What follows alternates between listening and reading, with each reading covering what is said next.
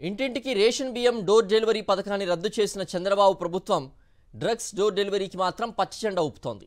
మహిళల భద్రత ఉద్దేశించిన దిశ వ్యవస్థను నిర్వీర్యం చేసిన టీడీపీ కూటమి సర్కార్ బాలికలపై జరుగుతున్న సామూహిక అత్యాచారాల పట్ల చోద్యం చూస్తోంది.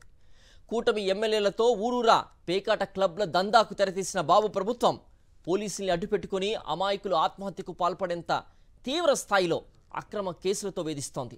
గురువారం ఒక్కరోజే వేర్వేరు ప్రాంతాల్లో చోటు చేసుకున్న 3 సంఘటనలు రాష్ట్రంలో దారుణంగా దిగజారుతున్న పరిస్థితులకు నిదర్శనంగా నిలిచాయి. డ్రగ్స్ మాఫియా కరాల నృత్యం చేస్తూ యువతను నిర్వీర్యం చేస్తోందని తేల్చి చెప్పాయి. బాలికలపై అత్యాచారాలకు తెగబడుతున్న అరాచక మూకకు ప్రభుత్వమే కొమ్ము కాస్తోందన్న కఠిన నిజాన్ని వెలుగులోకి తెచ్చాయి. టీడీపీ కూటమి ప్రభుత్వం అధికారంలోకి వచ్చినప్పటి నుంచి ఏపీలో డ్రగ్స్ మాఫియా చెలరేగిపోతోంది. ఏకంగా కొరియర్ సర్వీసులతో డోర్ డెలివరీ చేసేంతగా దందా వేలూనుకుంటోంది. యువతను నిర్వీర్యం చేస్తున్న డ్రగ్స్ కు ఆంధ్రప్రదేశ్ అడ్డాగా మారడం ప్రమాద గంటికలు మోగిస్తోంది. దేశంలోని వివిధ ప్రాంతాలలో ఉన్న డ్రగ్ డీలర్లు ఏడాదిగా ఆంధ్రప్రదేశ్నే ప్రధాన మార్కెట్గా చేసుకోవడం ఆందోళన కలిగిస్తోంది. ఢిల్లీ నుంచి నూజివీడు మీదుగా విజయవాడ తరలిస్తున్న డ్రగ్స్ ను పోలీసులు స్వాధీనం చేసుకోవడంతో రాష్ట్రంలో వేలూనుకున్న మత్తు నెట్వర్క్ తీవ్రత వెలుగు చూసింది. విజయవాడలో పట్టుకున్నది గోరంతేనని, రాష్ట్రంలో యథేచ్ఛగా సాగుతున్న డ్రగ్స్ దందా కొండంతా అని పోలీసు వర్గాలే వ్యాఖ్యానిస్తూ ఉండటం గమనార్హం.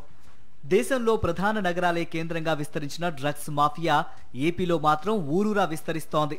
ఢిల్లీ, ముంబై, అమృత్సర్ తదితర నగరాల్లోని మాఫియా ఆఫ్ఘనిస్తాన్ తదితర దేశాల నుంచి అక్రమంగా దిగుమతి చేసుకుంటున్న డ్రగ్స్ ను మార్కెట్ చేయడానికి ఏపీనే గమ్యస్థానంగా ఎంచుకున్నాయి.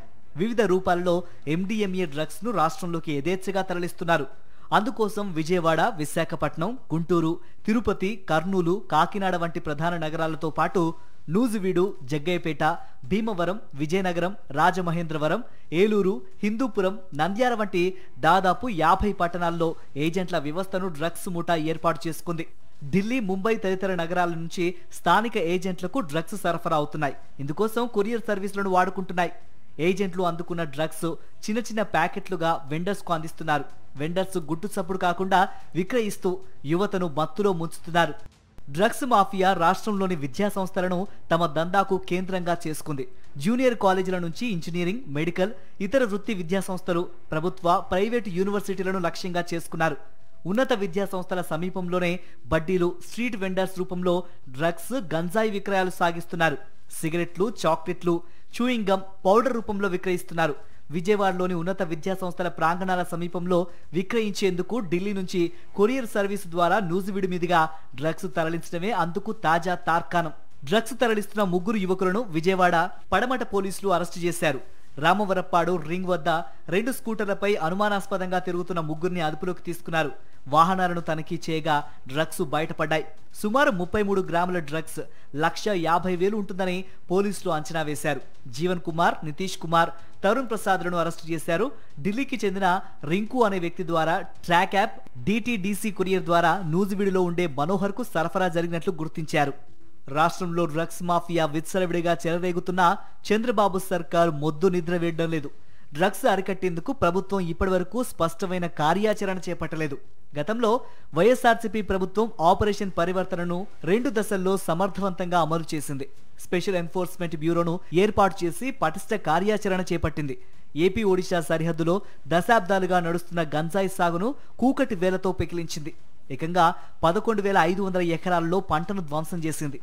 టీడీపీ కూటమి అధికారంలోకి వచ్చిన తర్వాత పోలీసు వ్యవస్థ డ్రగ్స్ పై పట్టు వదిలేసింది. సర్కారు కక్షపూరితంగా సెబ్ను రద్దు చేసింది. కొత్తగా ఈగల్ వ్యవస్థను తెచ్చామని చెప్పినప్పటికీ దానికి కనీసం మౌలిక వసతులను సమకూర్చలేదు. విస్తృత అధికారాలు కల్పించలేదు.